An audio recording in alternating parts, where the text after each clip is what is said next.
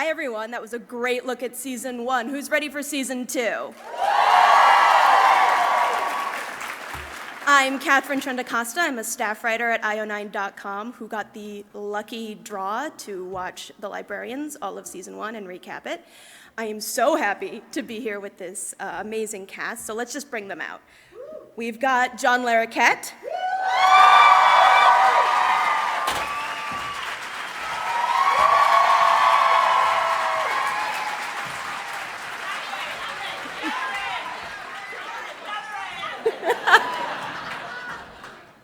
Got John Kim.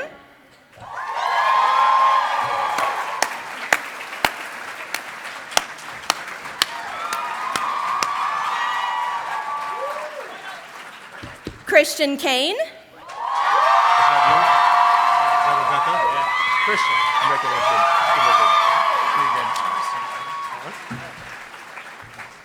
Lindy Booth.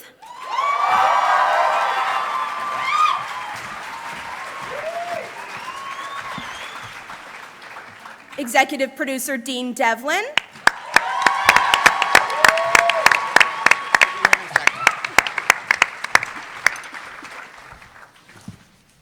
And it looks like we'll get one more as soon as traffic clears up. But it's crazy.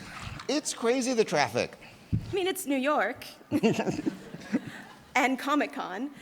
Yeah. So I think we'll just get started with a quick thing about season 1 for all of you guys. Your characters, there's some things that are on the screen, but a lot of your backgrounds have been hidden, especially for you, John, I think. We don't know that much about your past. How much did you know, and how much are you inferring for your own characters? Have you made anything up for yourselves? Well, yeah, we all make things up for ourselves, but that's sort of a private little diary that one makes. A lot of what Jenkins is being revealed to you and me almost simultaneously. Certainly I know it first because I have to film it, but there's been surprises about him. I knew he was old, but I didn't realize because I'm old, I didn't realize he was that old. And he's very, very old. I can truly say I've got socks older than anybody. You know?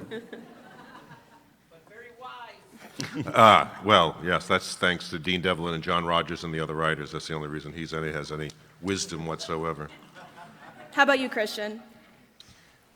Oh man, I'm a kid in a candy store on this show. It's just, I'm just a good old boy from Oklahoma that had a secret, and as you will see this year, I get to dive a little bit deeper into my past, and which is a lot of fun. And he's just this is this kind of, we're all looking for like a little bit of family here, all of us. And so he's taken the helm, and Noah's taken the helm, and it's just like we've become a family, You see that a lot more this year, which is a lot of fun. So it's so my past is revealed pretty much this year, but then that's the great thing is that this now you see that this is now going to become my family, which is fun. I mean, Aww. Woe is me. So John and Lindy? Yeah, hi New York, by the way. From Australia. I think the thing about Ezekiel, Dean, Devlin, and John Rogers are very good at selectively dropping hints throughout the series as to characters' pasts and their histories. And everything they do is with a purpose. So when I first got the brief for Ezekiel, actually, the description was an international man of mystery. And so I like to think he's very mysterious. And by international, they mean Australian, and because he's a criminal, that makes sense. No, I think, I think as far as how we play our characters, I think a lot of it is inferred, but all of us do so much work on our characters behind the scenes that I think we all have an idea of what our backstories are, and to collaborate with such an amazing writing team and producing team is it's a joy. So we're very, very lucky to be able to play these these wonderful people. Yeah, and I think part of the great thing about season 2 is that the writers know us better and know our characters better, and we know our characters better. So it starts really getting meatier, and we start developing more things, and they start paying attention to who we are and writing some of those quirks and aspects into the characters. And so I think that's part of the fun of season 2. So we've all been exploring a little bit more of that. Well, there was a pretty epic end to season 1, and we also split everyone up sort of into teams. We've got the 3 of you, got Jenkins by himself in his annex again. Thank God. Aww.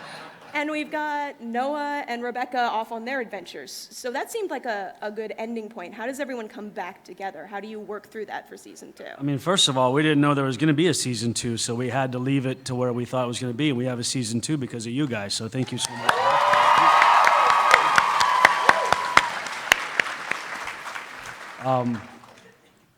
Yeah, I think what happens in our season premiere is there is a giant disaster, and In New York. right here in New York. Don't worry, it's fictional. But we all sort of, it becomes one of these things that one librarian or one person couldn't take care of it all on their own. And sort of a theme of this season is going to be that we're better together. And so it's a great reason for us to all come back. And then, you know, we sort of struggle in how we come back together, and we have to relearn how to work with each other. But that is really what it is that we are all better together. Yeah, the opening's so great for this season. You guys are really Yeah. going to enjoy it. It's especially when he's. I don't want to give it away. I just. Well, how much of what you guys do is on the page, and how much is just you bringing stuff to the characters? How much do you get to play on set? Well, I could speak to myself for that. I'm not very well trained as an actor, so it's very difficult for me to do the same thing twice, because I'm sort of like an idiot savant in that regard. And luckily, John Rogers and Dean Devlin and everyone else doesn't, they welcome our contributions. You know, it's sort of like, not quite like George S. Kaufman said after his play had opened for a week and he had gone away and come back, and there was a note on the bulletin board said, "Would you please instruct the actors to take out all the improvements that they had made in my play while I was gone." But Dean and John will allow us to play, and sometimes, if it's good, and it's sometimes good, it stays in. But, Jason Robards once said, if it's not on the page, it's not on the stage. So it starts with the scripts, and these guys do a great job with that. So it's easy for us, as long as we stay in present time, to do our jobs, too. Yeah. But I think we have so much fun playing together. So I think a lot of the like dialogue stuff, especially for my character, I can't change it because I don't understand what I'm saying to begin with.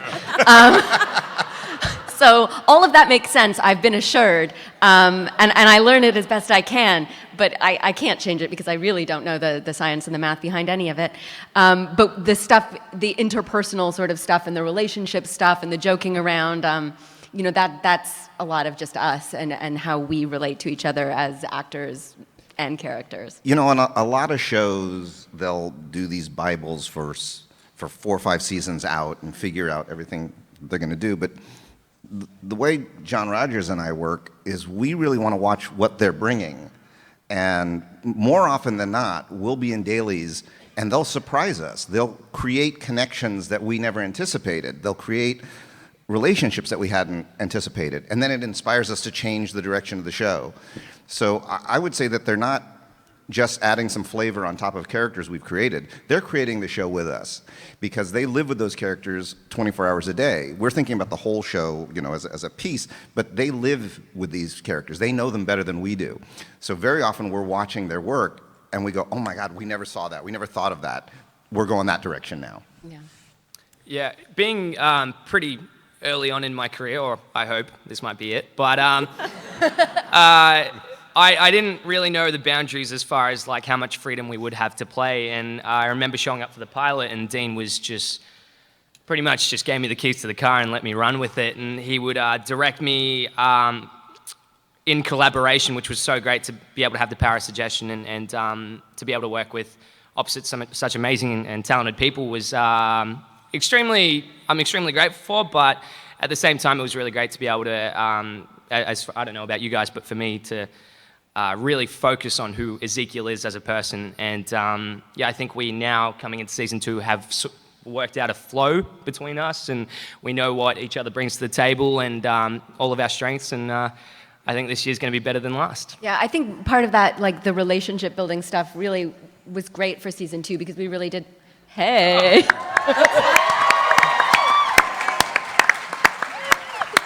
Oh, sorry. Traffic was a bitch. So Rebecca Romaines joined us on stage. I don't know if you noticed. What? Okay, so I actually have a question for Dean real quick, which is a lot of shows, especially genre these days, are really dark. And what makes The Librarians so much fun and so refreshing is how light and bright it is, even while having a darkness. Is that a hard thing to do with the trend of dark these days? I think it's the new edgy. You know, it's interesting because every show now wants to be dark and brooding and morally ambiguous characters, and you know, it's a lot of good work going on out there. But for me, I miss a show that the entire family can watch together. I miss a show that has its tongue firmly planted in its cheek, and a show that genuinely loves the genre. You know, I mean, some people approach these things as, oh, well, this will be a commercial show. And some people do it because they love it. And John Rogers, our writers, myself, we're hardcore geeks. I mean, we love this as much as Scorsese loves an art film. So to get to do this kind of stuff is super fun.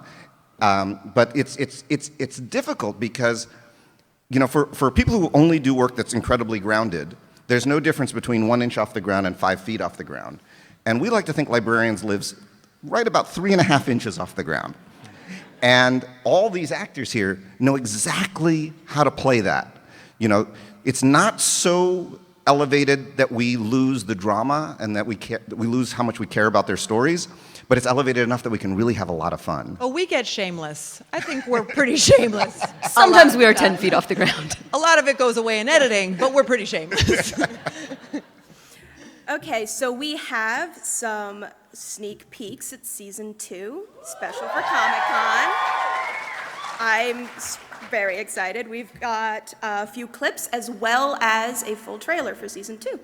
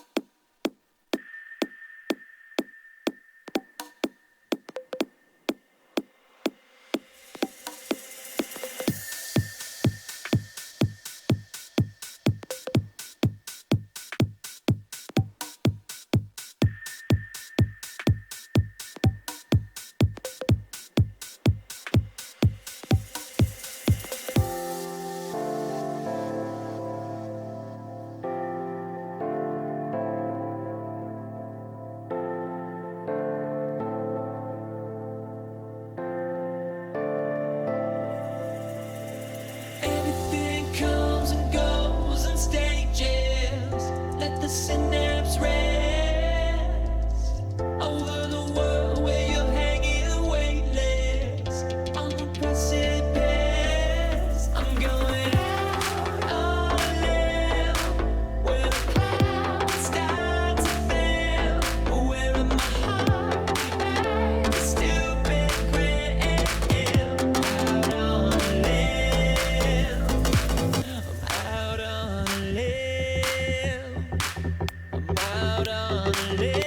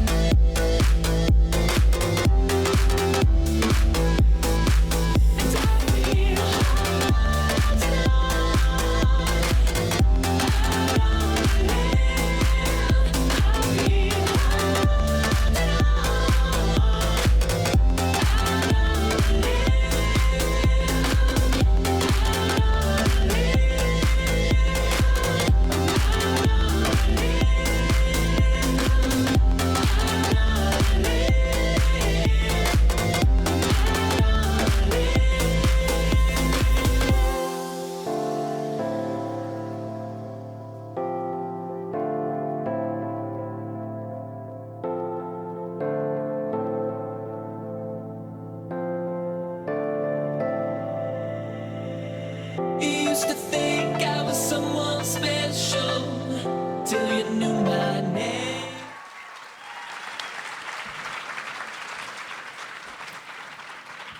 Oh man, November 1st feels really far away.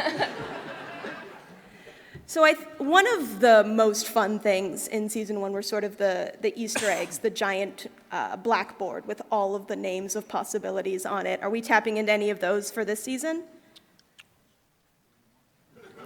Jenkins? Dean? Jenkins? Jenkins. Yeah. Quick question. Take it away. Quick question, Jenkins. What monsters can you reveal, or myths or legends can you talk about without spoiling things? I'm sorry I missed so much. Did we talk about fictionals coming to life? Take it away. This season, we've got fictionals coming to life. So we'll be battling Prospero, Shakespeare's Prospero, James Moriarty, from Sherlock Holmes, the Queen of Hearts, Frankenstein. Who else? Don't tell anyone. Oh, okay. I don't want to get in trouble. My boss is sitting right there. Does anyone have like a story or myth or legend that you desperately want to see on the show just to see how the writers will do it? Because I have a few. I think every fan has a thing they want to see you guys tackle. It's like you don't know what you don't know. Our world is limitless, and every time we get a script, we're just shocked at the directions we go in. It's I can't believe what John Rogers and the writers keep coming up with. Yeah, the idea of the fictionals coming to life, I mean, when John told us that at the beginning of the season, I was like, they're what? Yeah. I mean, I'm like a huge book nerd. I'm like, that's my type of nerd. And so for me, the idea that these stories that I'd read were actually going to walk into the room with us was like a dream come true. It was so cool. And then the guest stars this year, our cast is so amazing. It just keeps getting better and better, all the amazing people that we get to work with. And so it really, watching them come to life was really amazing. You know, through the 10 years of making the 3 movies, it was really about the librarian trying to get these magical artifacts and bringing them back to the library before magic could get out in the world. But when we started the season, the first 2 episodes, magic got released into the world. And so they're trying to put the genie back in the bottle, and it's hard. And in season 2, it's getting harder because magic is being seen by people. And they have to try to make people think that they didn't see what they just saw. So it becomes a much harder thing to deal with having magic actually in the world and them trying to protect the world from the misuse of magic. Yeah, and I think with magic existing now and being out there, it really does make it even more limitless than we thought it was. There's really nothing, there's no rule we can't break because magic. Because magic. Because magic. I just want to say that in a few minutes, we are going to start taking questions. So if you want to line up at the microphones, if you have a question for the cast, which I'm sure you do, please feel free to start lining up now. Lost my train of thought. I did want to ask about sort of season 2's overarching thread or theme. You said it was sort of we're better together. Season 1 had a mystery that sort of was threaded throughout. Are we seeing a similar thing in season 2? Yes. Yes. Yes, we have Can you talk standalone about it at all? We have standalone episodes and a through line throughout the season. Is it related at all to season 1, or have you closed that chapter and moved on? All right, I'm going to give you a little peek, which is we started this by showing you a recap of season 1. All the things in that recap you need to know for season 2. It's a great way to sell DVDs, is to tell everyone that. Yes, ever since the library returned from the void where it was lost in season 1, everything is off and the rooms are rearranging and things are missing and we have to figure out why. Does that mean we're spending more time in the main library, or are we back home at the annex? I think they're spending more time trying to cure the library. The library is sick. Yeah. So for a lot of this, there's a lot of CGI, there's a lot of stunts, there's all of that. Is it hard to do, or is it just fun? Who has the most or least experience with all of that? I know you did sword fighting, John. I think it's a lot of fun because we get to use our imaginations, which is something I don't get to use too often. So instead of a big monster trying to eat me, it's our assistant director holding a tennis ball at the end of a pole, and I get to pretend it's this massive creature. And so for me, it's a lot of fun because What's really fun is that we're seeing this for the first time. I mean, we did it, we were there, we acted, but we acted with different things, or actually sometimes nothing at all. So when you get to see it, like November 1st, we get to see it too, and what we were acting against is there now, CGI, and so it's a lot of fun for us because we were just in a room, like he said, with a tennis ball or something like that, and now we get to see the monster, we get to see the magic happen that we were acting to that wasn't there, and so it's really fun for us. Yeah, it's fun for them. I'm the one that's actually make the 100 digital effect shots per episode. But we have our digital effects guy on set, and we often have to refer to him and say, please describe exactly what we're looking at so we know how to react to it. I mean, it's... And so we're all on the same page. So we're all too. on the So same one page. person isn't like, oh my God, and the other person's like, Where is that monster? What are we looking at? How big is the rift? Yeah. What is that, a rift? That's an inside joke. It's a joke. We'll get there. You guys will catch up. You'll see the Rift episode, see the and you'll be Rift. like, Yeah, but they're still not going to see what we saw when we first saw it.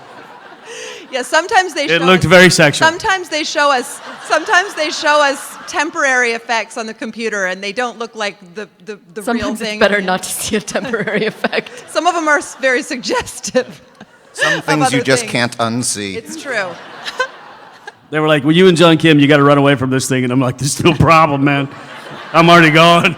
And they're like, Lindy, you have to run through that. And I was like, huh. Lindy, dive into that. Do I go face first or foot first? I don't know. can we get more water? I don't know how to follow that up with a question. She's taking a turn. And it was green. All right. Mine was glittery, actually. Yes, it's just glittery. You missed the glitter rift. So, in the season finale, a lot of you got to play alternate versions of yourselves. Was that hard to sort of figure out? You've just got these new characters, and now you're playing a different version of them, or was it just really fun to do all of it? Really fun. Really fun. We have another alternate universe Yeah. episode this season that we also really loved doing. Yeah.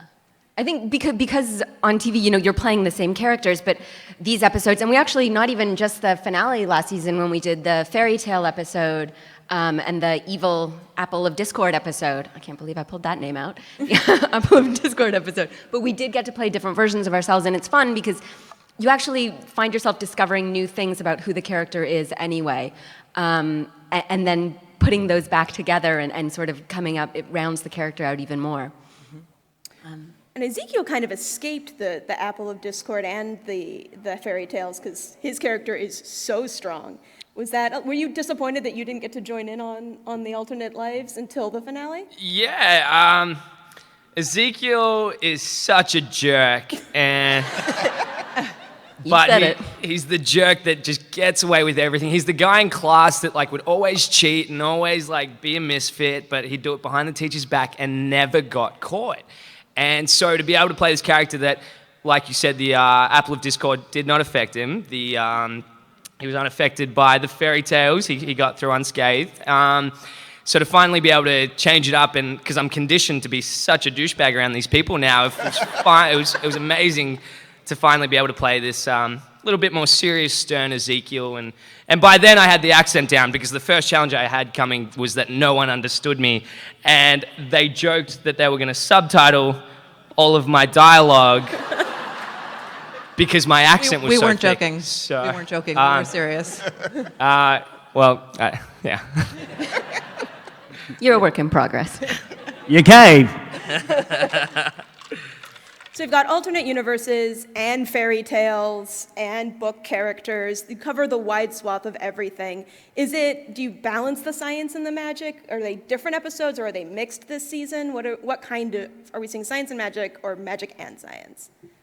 Well, I think that actually becomes a theme sort of this season too, and there are varying opinions through the different characters about what do we do about science, what do we do about magic, and how do we begin to live in a world where both of these things need to exist, and how well do they work together? And there are definitely differing opinions on how that should be handled. I feel like though we've also really touched on the fact that there is science and magic, and there's a lot of magic and science, and so it's kind of one entity for our show. So it's really nice to play that. So on the sort of spectrum of magic versus science, where does your character stand, and where do you stand, do you think? For everyone. I think all of the characters are now a little less cynical. I think we've understood that magic is in fact real, and we're a lot more open-minded to it. So to be able to now just focus on the problem at hand as opposed to the disbelief is a lot of fun. As far as the magic and science and magic, I don't think Ezekiel really cares. But that's just him. One of my favorite lines that Ezekiel has this year is they're in a situation that they can't understand, and they're asking for an explanation, and Ezekiel goes, blah, blah, blah, blah, blah, magic? I actually just forgot my lines. That wasn't actually written. Which is basically what we say too when we're like, wait a minute, how does this affect that? And it's like, because magic. It's magic. Just do it. But it's fun. It's fun this season because, last year we'd see a book fly across the room and we were all, oh man, it's me. And this year it flies across the room and we're like, oh, there it goes. It's not that we don't pay attention to it, but we know there's magic out there now. So it's a lot of fun for us because we feel like our characters are moving more towards Flynn's character. Nothing affects Flynn anymore. He's seen it all in the 10 years that he's done the librarian. And so it's fun to get to start where we were, where we didn't know shit, and then keep going to where we're starting to learn, and it's not that crazy anymore, and we start understanding it. And that's a fun character arc to play. Is there sort of tension now? Sorry. I just wanted to say, I think with Jenkins, when I think about him, he's been around long enough to where probably 1,000 years ago, when there was really more magic in the world than science, and science began to explain some of the events that seemed magical at the time. So I feel as though he is completely nonplussed by the combination of the two, because they're one and the same to him, because he's been around long enough to have seen dragons fly and princesses disappear and all the things that we consider magic, but eventually have explanations within the facts of science. They're married to him and they're not separate. So. Yeah. Really? Yeah, you're magical. Magic. So when you say that you guys have sort of moved on, that you're not the newbies anymore, is there tension now that you guys think you know a lot, and Jenkins and the librarian have to put you in your place. You don't know everything. It's really only been a year. Is that another thing we're going to see a bit of this season? I don't think we know everything. We're still learning, and we still play that. We've just seen so much magic in the first season that we're still shocked by it in the second. But we're still all learning. We're still, not only learning our characters, but we're still learning that, we're trying to figure stuff out. And Jenkins has a really good way of allowing us to figure that out. He's very much a teacher. So it's fun because even though he may know the answer already, sometimes he does, sometimes he doesn't, but most of the time he does, he lets us figure it out, and you can see that on screen, and it's fun. It's like going to school. Yeah, I think that's one of the themes that runs through, actually. I think now that we are full-fledged librarians, it is sort of a case of too many cooks in the kitchen earlier on in the season at least, and you'll get to see that sort of develop as the season goes on. But yeah, I think at the end of the day, we all do defer to Colonel Eve Baird and Jenkins. Well, I think also most of that tension also lies mostly with Flynn, who is actually having a hard time accepting that these three are now official librarians. How much of Flynn are we seeing this season? He was in and out last season. Is he in and out again? He's in half the episodes this year, and Noah actually directed an episode. It's one of our best ones.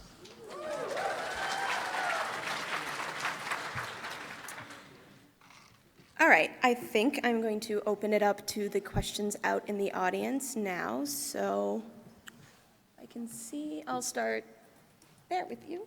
Oh, that is awesome. Hi. Oh my gosh, that is so awesome. I can't even see the lights. Yeah, cosplaying as Cassandra. Guys, she's dressed up as Cassandra. Yes. So I'm actually a librarian, so I had to cosplay as a librarian who saves the world. It's I love it. awesome. So, well, I'm so glad to be here. I'm so glad to see all of you. Oh my gosh, I'm a little nervous. I don't know if you guys would know, but as I am a librarian, and I know a lot of television shows have been like doing kind of expanding to other media like comics and graphic novels. I don't know if you know if the librarians ever considered maybe doing a comic or graphic novel, because it would really be awesome. So I don't know if you guys would know that, but. We did a graphic novel on I think 2 of the movies, and we are in discussions about doing one for the series. That would be awesome. Thanks. Thank you. We'll go over to that side. Excuse me, stop a second. Is there any way to bring up a little more house lights or bring us down a bit so we could see the people a little better as they ask questions? Is that possible? Groovy, that's cool, thanks. There you go. Hello. So, Christian, I've been a big fan since Leverage, which we can thank Dean and John Rogers for that as well. And the one episode where you were undercover as the country singer, I was like, that's really awesome. I looked it up and it said, oh, he is a country singer. Yeah. That's why it was so good. And actually, you're the reason I got into country music. Wow. So for the sake of relating that to your panel, is there any chance of us seeing any of your music on the show? But really what I want to know is, when can I expect the next album? Oh, that's great. Thank you so much, man. That means a lot. It really does. We just wrapped up for season 2, and I'm going back to Los Angeles on this week, and I'm going to jump in the studio, and we're going to start we're going to get the songs together. We got about 5. We want about 5 more, so I'm going to write with some people know Hank, Riley Smith's guitarist. We share the guitarist. How about Riley on Nashville? That's pretty cool. And we're going to go back and do another, and we're going to start working on another album. So thank you, man. That means a lot. Thank you so much. Thank you. And while he won't be singing on the show this season, there is a viral video from the show that will be released where he will be singing. Oh, that's right. That's right. And it's really funny, too. Okay. All right. Okay. I'm tall, I'm sorry. Hi, I'm Jessica. Please don't ever apologize for being tall. I will never apologize ever again. So first I have to say that I too am a librarian, and I'm a teen librarian. So having a graphic novel series would be amazing. You should definitely get on that. But also, speaking of watching the show with your whole family, my mom and I watch it together every week, and she says that now whenever anyone mentions a librarian, even if it's me talking about work, she immediately associates it with that kind of librarian, and I'm like, yes, mother, I'm a superhero. All librarians are that kind of You are a total librarian. superhero. So anyway, my question, having said that, actually has nothing to do with the librarians, so I'm sorry. It's actually for John LaRoquette. And I was wondering, I'm also a huge fan of 10th Kingdom, and I was wondering if they ever decided to make the sequel that was hinted at the end of that first miniseries. Would you ever be on board for doing a sequel of 10th Kingdom? Yes, I think the way it ended, it actually kind of leaves itself open for a continuation. Yeah, I do believe that it would be possible. But if anybody's interested in that, we would, who knows?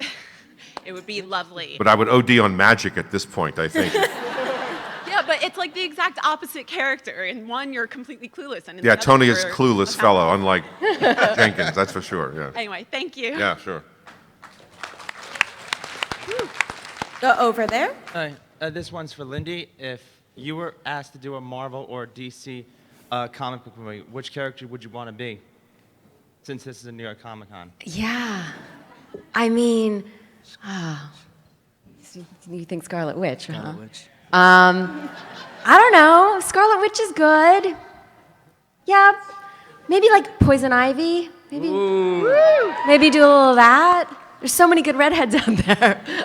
Yeah, maybe I'd Poison Ivy. Let's be bad. I heard Hugh Jackman's leaving Wolverine soon, so you could put your own spin then on it. Wolverine. Yeah. Then definitely Wolverine. Good answer. You mean X-23? Let's open that up to everyone, actually. Does anyone have a character that they desperately want to be or that they love and wish they could be from comics? Thank you. Yeah, I've already played her. I was always wondered why they haven't made John John's Manhunter from Mars. I think that would be very cool to be a combination of noir and a Martian. It sounds fun. I like that. I mean, if Hugh Jackman's stepping down.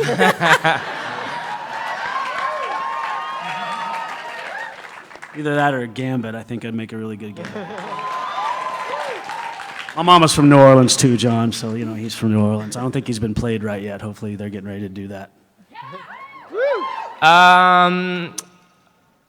This one's for you serious comic buffs out there. Am I right in hearing that Amadeus Cho is the new Hulk?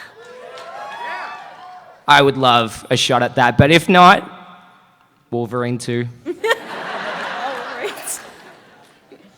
I think you've done it. I've done it. I've already gotten to play her. Good question. And it was an honor. All right. Thank you. Hey guys, my name's Brian. Awesome show. I want to say thank you so much. I was here last year and it was very exciting to hear about it coming up, and now I've watched it and it's great. So I had a question. I was wondering what it was like. So you guys go on all these like wacky, goofy, awesome adventures, and it's like really fun and like family friendly.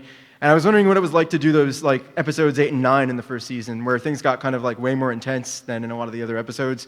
That horror was like one of the most horrendous things I've ever seen, and like on TV. And like the episode 9 was like so intense with like the romance with Christian and how everything was like so sad, and it was just like really intense. So I was wondering if there was like a difference in Was that the how it Tesla felt. episode? Yeah, the Tesla episode. City of Light. So I was wondering if you guys noticed a difference, if you felt like it was Yeah, I interesting think to one like of- move one- into those episodes. One of the great things about the show is that we get to do everything. And we last year especially like played in every genre. I think there were big broad comedy episodes, and there were horror and adventure and romance, and I mean again, I'm a book nerd, so it's like that's what books are, right? Every book you open up, it's different, and I think that we do the same thing this year in that we are so lucky that we get to play it all. It never gets boring. Was it like tough for any of you guys to sort of get into that intenseness? Or, I don't know. No, I mean, we show up, we know we're professionals. Oh yeah. Well, I know you're John. sort of outside No, of the I- experience when you're doing it. I mean, you're inside the experience certainly, but there's a part of you that knows that, it's your job and it's fun to do, and you try to give as much reality-based acting as you can in any situation you're in like that.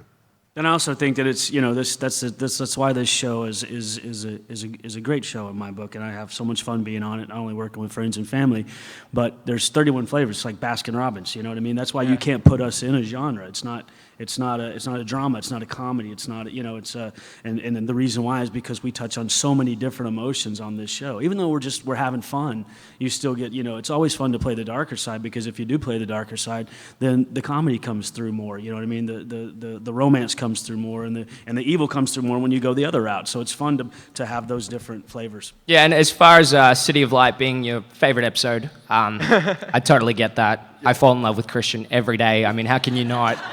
So I'm with you. Yeah, John, he actually auditioned for that role, which is weird 'cause he was already on the show. Well, thanks, guys, and I just want to say I love you all. But John, not to be repetitive, but your performance as Tony in the 10th Kingdom is like one of the best things I've ever seen. Wow. And it really influenced me in terms of comedy and theater in general. I just want to say thank you. Thank you for giving You're me. very welcome. You are very welcome. All right, we're gonna go. Just for existing. We say it every day. Every morning. Oh, man. There he is. Oh. I've got to go pick Get up my close Social enough to Security him. check. I have to leave in a little while. Yeah, let's keep going back. Buster Keaton, you want to talk about my early work with him? Those days before those pesky microphones bothered us in movies. I'll go over. Hi. Hi. It's taking every ounce of power in me not to squeal. Squeal away. You really don't want me to. So the reason I'm here and the reason why I watched Librarian is Lindy Booth. The first thing I've ever watched you in is when you played Claudia in Relic Hunter, and it's hard for me to disconnect from that. So my question for you is, what do you think Claudia would think of your character being from super different ends of the spectrum since she was a bit? I think that Claudia would be like super into how well dressed Cassandra is, but like totally bored by her because she's so much smarter than her.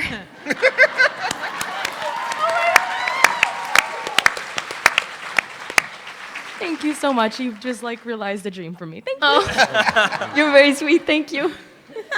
Look at that happy unicorn narwhal, whatever it is. It's beautiful. I think she was just breaching as she went back there, right? Jumping up. A squealing narwhal. Hi, I'm Shireen, and I don't know if you could tell, but I dressed as Jacob Stone. There you go. Oh, look at your act. So a month and a half ago, I actually binge watched Leverage. So because of, which by the way, I'm still waiting for a movie or a renewal. But it actually, Christian and Dean, you led me to The Librarians, which I again binge watched. And after coming from one show, which they have such great disguises going into every mission, I guess, you even mentioned in the first season, you can't keep saying, okay, we're librarians or hey, we're NATO. Do you have better disguises this season? Right. I think that we do, and it's funny because we also I think we kind of got tired of saying that because you're right. I mean, it's not going to work every time, and it started not working. So we come up with different stuff, and it's a good thing that Eve's badge and her background and stuff like that leads her to fit in with these characters more, and we just kind of take her lead on a lot of stuff. So we dealt with that. Last year, I think the cast was sitting around going, "Are we really freaking doing this again with the library?" It's just like because it was like, how many times is this going to work? So the question is right. It was good. We do come up with other aliases this season, And we do try to go undercover undercover. in various degrees of success. Hi, thank you. You're welcome. That's awesome. Thank you so much. What an honor. Thank you for doing that. It looks great. Hi there. Just want to say, firstly, huge fan of both the show and the movie series. I actually grew up on the movie series. I think I have several of them on, all of them, in fact, on bootleg VHS. And they're almost all completely worn out.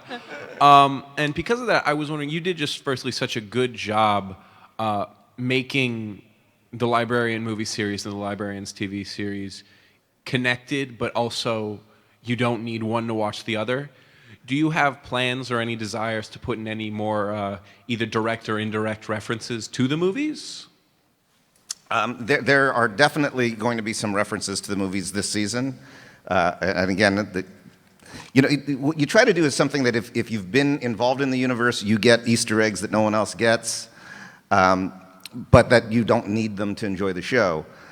But I'll tell you this, I'm old. I've done a lot of stuff, but nothing is as much fun as doing the Librarians. I mean, nothing. And so, for me, the more we can expand the universe, the longer I can live in the world of the Librarians, the happier I am. Thank you very much. Hello. I'm really excited to be here right now. Love that costume. Thank you.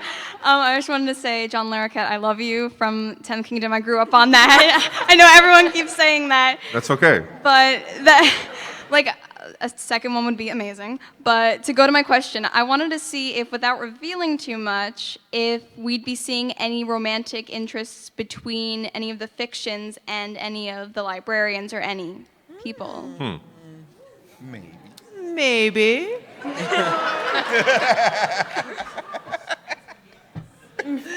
I don't want to spoil anything. All right, thank you. I mean, am I allowed to talk about it? A little bit?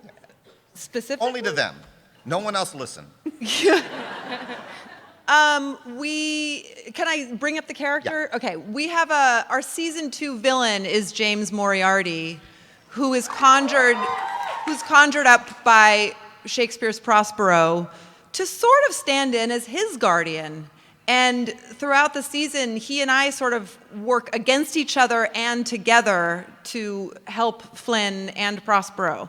And something starts brewing, but he's not real, which I have to keep reminding myself of, and him. And then he plays into the alternate universe episode too, where all of our characters are totally flipped. So you never know. Right? Good enough. That was really good. I don't know. You did really good. I don't want to say too much. It's tricky. There you go. Hi, my name is Megan. I've watched all of the movies and I love the series so much. I bought the season pass like right when it came out. I was like, yes. No, but I wanted to know if any of you like saw all of the movies before you tried out for the characters on this show, and like if the movies influenced the way you play your characters at all. I'll go. You want to go? No, you go. Okay, yeah. I watched the first one when it came out. I remember watching that because I was such a fan of Noah's. And then I watched the other two before my audition, maybe after, maybe before. But what I was really, I loved watching Noah, and I think I love watching Noah on set to this day. It never gets old for me. The way he loves playing this character, and the joy and the lightness and the humor that he brought to it, and just the energy. And I think that's something that I definitely wanted to lock into because as we were talking about earlier, the show does have this like comedy and drama and action and romance, and there's all of it. And I loved watching Noah just like really master that and play everything. And so I wanted to bring some of that, and so that was definitely something that I looked at. Definitely influenced me. I'll tell you a funny story. I did a movie a long time ago for TNT called Crossfire Trail with Tom Selleck and I. It was a Western that we did. And for a long time, we were the #1 watched cable television movie in the history of television. We had this for years and years. And then this stupid movie came along called The Librarians, or The Librarian, and crushed our world because that is still to this day the #1 watched cable television movie. And now I'm thinking, thank God. Here I am.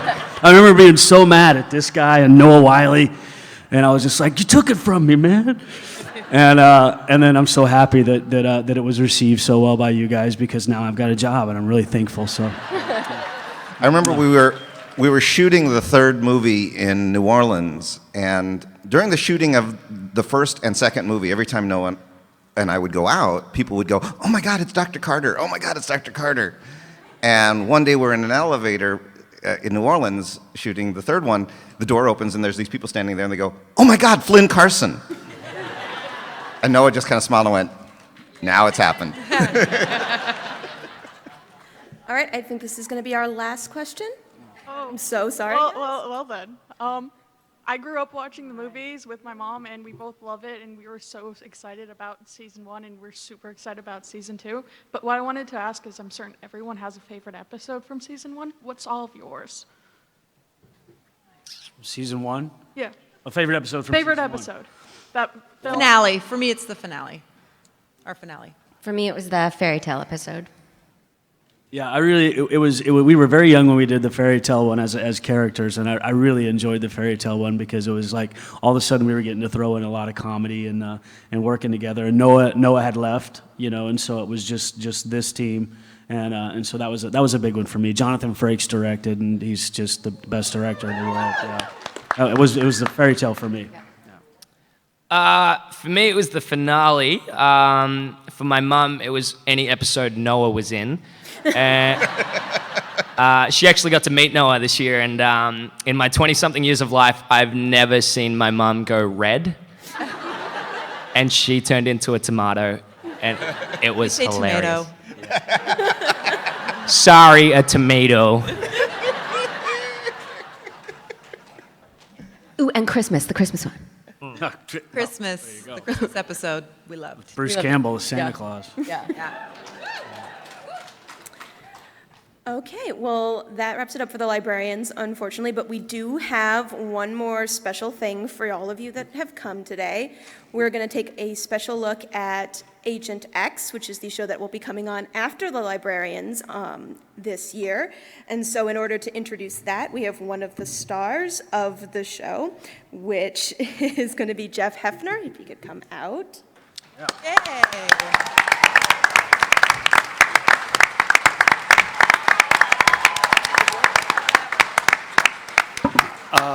Hi. Thanks for not leaving once this was over. I would have totally bolted if I was you, but you didn't. Like you said, Jeff Hepner, I'm here to introduce the new show that is going to piggyback on the success of this one. It's called Agent X. I play Agent X. It also stars James Earl Jones. Maybe you heard of him. A guy named Gerald McCraney. It's badass, too. And we're going to introduce you to this little-known, up-and-coming star named Sharon Stone in it.